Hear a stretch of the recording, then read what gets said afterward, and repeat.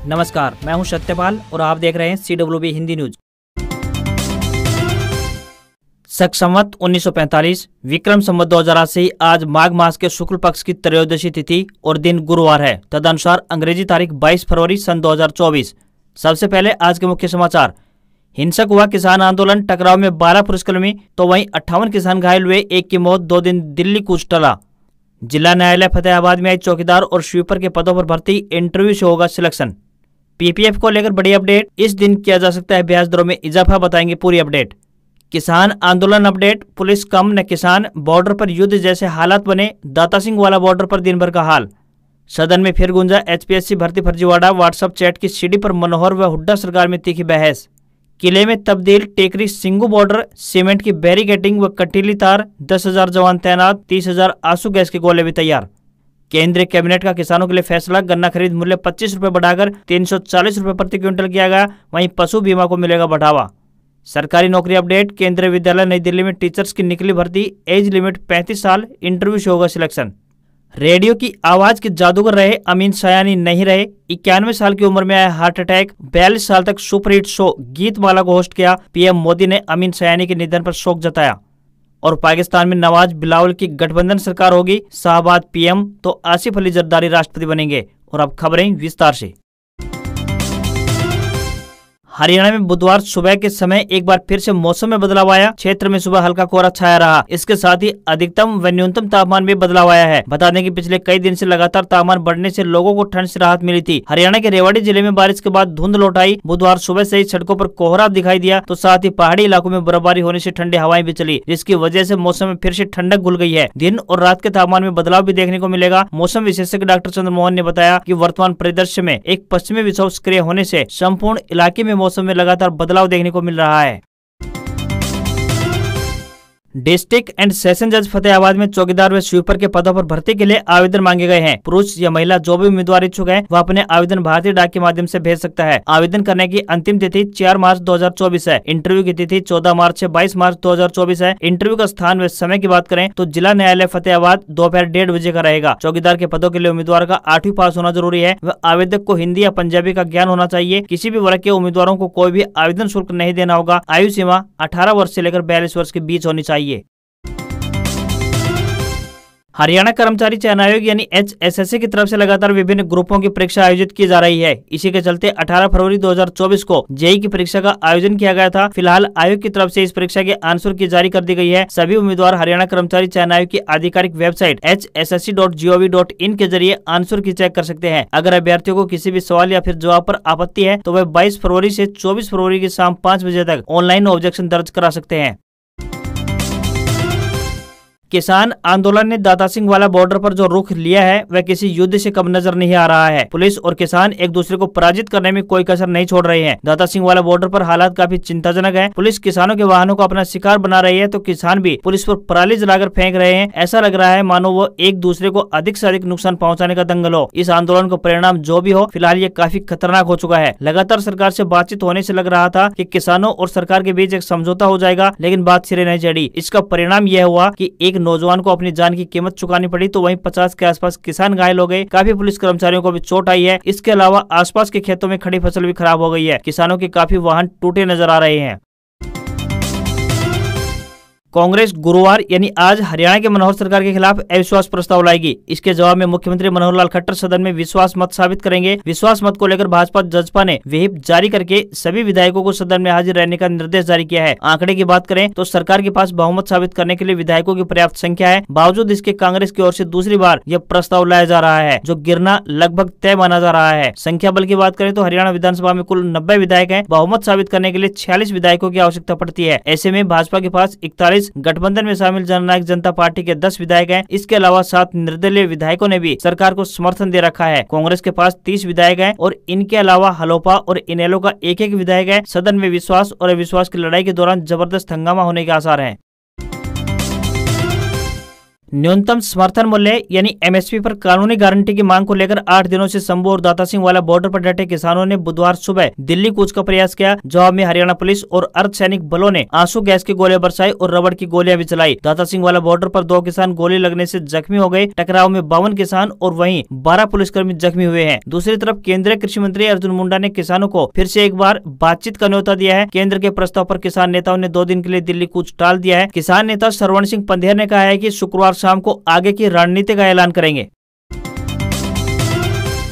हरियाणा सरकार ने किसान आंदोलन को देखते हुए मोबाइल इंटरनेट पर पाबंदी 2 दिन के लिए और बढ़ा दी है। गृह विभाग की ओर से जारी पत्र के मुताबिक बात करें तो अंबाला, कुरुक्षेत्र, कैथल, जींद, हिसार, फतेहाबाद, सिरसा और डबवाली में 23 फरवरी रात 12 बजे तक मोबाइल इंटरनेट व बल्क SMS भेजने पर पाबंदी रहेगी। उल्लेखनीय है कि हरियाणा सरकार ने इन जिलों में 11 फरवरी से मोबाइल इंटरनेट पर पाबंदी लगाई हुई है। किसान नेता श्रवण सिंह पंधेर ने कहा है कि सरकार हमारी मांगे नहीं मान रही है। बुधवार को उन्होंने दिल्ली कूच को टाल दिया। उन्होंने किसानों को संबोधित किया और कहा कि सभी यूनियन नेताओं के साथ गुरुवार को चर्चा करने के बाद अगली रणनीति बनाई जाएगी। हरियाणा पुलिस ने ट्वीट कर जानकारी दी है कि दाता सिंह खनौरी बॉर्डर पर प्रदर्शनकारियों ने पराली में मिर्च पाउडर डालकर पुलिस को चारों तरफ से घेर लिया। इसके बाद पथराव के साथ लाठी गंडासे से पुलिसकर्मियों पर हमला किया गया। इसमें लगभग 12 पुलिसकर्मी गंभीर रूप से घायल हैं। हरियाणा विधानसभा के बजट सत्र के दूसरे दिन एक बार फिर से हरियाणा लोक सेवा आयोग यानी HPSC में नौकरियों के मामले में हुए फर्जीवाड़े का मामला गुंजा। नौकरियां लगाने के बदले रिश्वत को लेकर 2 अधिकारियों के बीच हुई व्हाट्सएप चैट की CD को लेकर बुधवार को सदन में जमकर हंगामा हुआ। कांग्रेस से बेरी के विधायक रघुवीर सिंह कादियान और नेता प्रतिपक्ष भूपेंद्र सिंह हुड्डा ने इस मामले को लेकर हरियाणा सरकार को घेरा। जवाब में मुख्यमंत्री मनोहर लाल खट्टर ने पलटवार करते हुए चेताया कि व्हाट्सएप चैट की CD गुरुवार को सदन में पेश करें, नहीं तो डॉक्टर कादियान के खिलाफ विशेषाधिकार हनन का प्रस्ताव लाया जाएगा। हुड्डा ने कहा कि हम CD क्यों पेश करें, आप सरकार हो जो आपने आरोप लगाए हैं उस व्हाट्सएप चैट की जांच कराओ और बताओ कि चैट सही है या फिर फर्जी। दक्षिण हरियाणा के लोगों के लिए एक बड़ी खुशखबरी सामने आई है। बता दें कि महेंद्रगढ़ जिले के खुडाना गांव में इंडस्ट्रियल मॉडल टाउनशिप यानी कि IMT बनने की तस्वीर साफ हो गई है। इसको लेकर जमीन संबंधी आ रही सभी दिक्कतों को दूर कर लिया गया है। IMT तक जाने वाले 198 फुट के मुख्य रास्ते में जिन प्राइवेट लोगों की जमीन है वे भी अब सरकार को जमीन देने को राजी हो गए हैं। भूमि मालिकों ने जमीन देने की पेशकश सरकार के ई-भूमि पोर्टल पर कर दी है। बता दें कि मनोहर सरकार में पूर्व शिक्षा मंत्री रहे रामविलास शर्मा का यह ड्रीम प्रोजेक्ट है। पूर्व शिक्षा मंत्री ने जानकारी देते हुए बताया कि अब जल्द ही इस प्रोजेक्ट पर काम शुरू किया जाएगा। उन्होंने बताया कि IMT स्थापित होने से हजारों लोगों के लिए रोजगार के अवसर पैदा होंगे। पहाड़ की तलहटी में बनने वाली यह हरियाणा की अपनी तरह की पहली IMT होगी। रामविलास शर्मा ने कहा कि महेंद्रगढ़ जिले में औद्योगिक विकास के लिए खुडाना IMT मील का पत्थर साबित होगी। हरियाणा CET ग्रुप नंबर 56 और 57 के लिए 21 फरवरी को कोर्ट में सुनवाई होनी थी। कहा जा रहा था कि 21 फरवरी को इस बारे में फाइनल फैसला लिया जाएगा। कोर्ट की तरफ से इस केस के लिए 21 अप्रैल की तारीख दी गई थी, लेकिन जल्दी हियरिंग करने के लिए अपील दायर की गई थी। इसके बाद कोर्ट ने 21 फरवरी की तारीख तय की थी। सभी उम्मीदवारों को केस के फैसले का इंतजार था, पर इस बारे में कोई फैसला नहीं आया। कोर्ट की तरफ से अब सुनवाई के लिए अगली तारीख दे दी गई है। इस केस की सुनवाई अब 29 फरवरी को होगी। ऐसे में 1 हफ्ते का और टाइम मांगा गया है। उम्मीदवारों को फिर से 29 फरवरी तक इंतजार करना होगा। हरियाणा विधानसभा के बजट सत्र का आगाज हो चुका है। मंगलवार को विधानसभा के बजट सत्र के पहले दिन अपने अभिभाषण के जरिए राज्यपाल बंडारू दत्तात्रेय ने राज्य सरकार की उपलब्धियों का ब्यौरा रखा। इस दौरान उन्होंने हरियाणा की मनोहर सरकार की तारीफ करते हुए सरकार की कई कल्याणकारी योजनाओं का जिक्र किया और कहा कि हमें गर्व है कि इन योजनाओं का लाभ आखिरी पंक्ति में खड़े व्यक्ति तक पहुँच रहा है। कैथल जिले को हरियाणा के पहले एलिवेटेड रेलवे स्टेशन की सौगात मिली है। राज्यपाल बंडारू दत्तात्रेय ने अपने अभिभाषण में इसका विशेष रूप से उल्लेख किया। राज्यपाल ने बताया कि करनाल से यमुनानगर और फरूखनगर से झज्जर तक नई रेल लाइन बिछाने की तस्वीर साफ हो गई है। दत्तात्रेय ने बताया कि जींद और अंबाला में औद्योगिक पार्क विकसित करने की योजना बनाई गई है। साथ ही बावल, सोहना और खरखोदा IMT के विस्तार का भी निर्णय लिया गया है। महाशिवरात्रि का त्योहार पूरे देश भर में बड़े ही धूमधाम से मनाया जाता है। अब की बार ये पावन पर्व 8 मार्च को मनाया जाएगा। इस दिन भगवान भोलेनाथ के भक्त उनकी विशेष पूजा अर्चना करते हैं, साथ ही व्रत भी रखते हैं। बता दें कि यह दिन भगवान भोलेनाथ और माता पार्वती को समर्पित है। इस दिन दोनों की विवाह और उनके महामिलन के उत्सव के रूप में भी मनाया जाता है। अधिकतर भक्तों की तरफ से भगवान भोलेनाथ को प्रसन्न करने के लिए पूजा में भांग, धतूरा, बेलपत्र और समी पत्र जैसी चीजों को शामिल किया जाता है। पौराणिक मान्यताओं में समी के वृक्ष को बेहद ही मंगलकारी माना जाता है। कहा जाता है कि जब प्रभु श्री राम लंका से जीतकर वापस आए थे तब उन्होंने समी के वृक्ष का ही पूजन किया था। वहीं अज्ञातवास के दौरान पांडवों ने भी अस्त्र शस्त्रों को समी के वृक्ष में ही छुपाया था। मौजूदा समय में देश में पब्लिक प्रोविडेंट फंड यानी कि पीपीएफ अकाउंट पर 7.1% के हिसाब से ब्याज दिया जा रहा है। यह दरें साल 2020 अप्रैल महीने में लागू की गई थी। इसी बीच सरकार की तरफ से कई स्मॉल सेविंग स्कीम जैसे कि राष्ट्रीय बचत प्रमाण पत्र, सिटीजन सेविंग स्कीम योजना, सुकन्या समृद्धि योजना आदि योजनाओं पर ब्याज दरों में इजाफा भी किया गया है। इन सबके बावजूद पीपीएफ की ब्याज दरों में किसी भी प्रकार का कोई भी बदलाव नहीं हुआ है। इस संबंध में अब बड़ी खबर सामने आ रही है कि सरकार की तरफ से अगले महीने के लास्ट में अप्रैल जून 2024 के लिए ब्याज दरें निर्धारित की जा सकती हैं। इसी साल चुनाव भी होने वाले हैं। ऐसे में यह देखना और भी अहम हो जाता है कि सरकार की तरफ से लॉन्ग टर्म की जुड़ी योजनाओं पर इंटरेस्ट में इजाफा किया जाता है या फिर नहीं। क्या सरकार की तरफ से पीपीएफ पर इंटरेस्ट रेट बढ़ाकर 8% की जाएगी?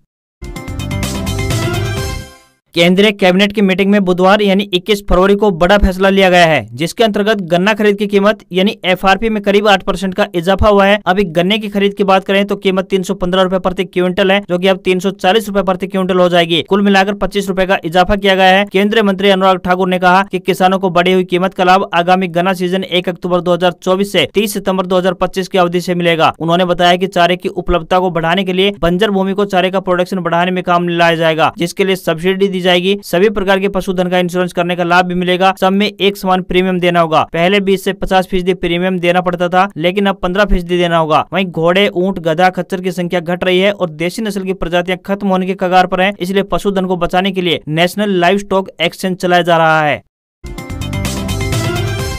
भारतीय शेयर बाजार में गिरावट देखने को मिली है। सेंसेक्स 434 अंक की गिरावट के साथ 72,623 के स्तर पर बंद हुआ। वहीं निफ्टी में भी 141 अंक की गिरावट देखने को मिली। ये 22,055 के स्तर पर बंद हुआ। निफ्टी ने 22,249 का नया ऑल टाइम हाई भी बनाया था, लेकिन इसके बाद इसमें गिरावट देखने को मिली। वहीं भारतीय सराफा बाजार की बात करें तो सराफा बाजार में 24 कैरेट के 10 ग्राम सोने की कीमत 62,226 रुपए है। वहीं 22 कैरेट प्योरिटी वाला 10 ग्राम सोना 56,999 रुपए का हो गया है, जबकि 999 शुद्धता वाली 1 किलोग्राम चांदी की कीमत की बात तो 70,950 रुपए पहुंच गई है। वहीं $1 का रेट 82 रुपए 94 पैसे के स्तर पर बंद हुआ। आज खबरों में बस इतना ही। देखते रहिए आपका अपना हरियाणा का सबसे बेहतरीन news channel CWB Hindi news. नमस्कार। इसी आशा के साथ आपका दिन शुभ रहे।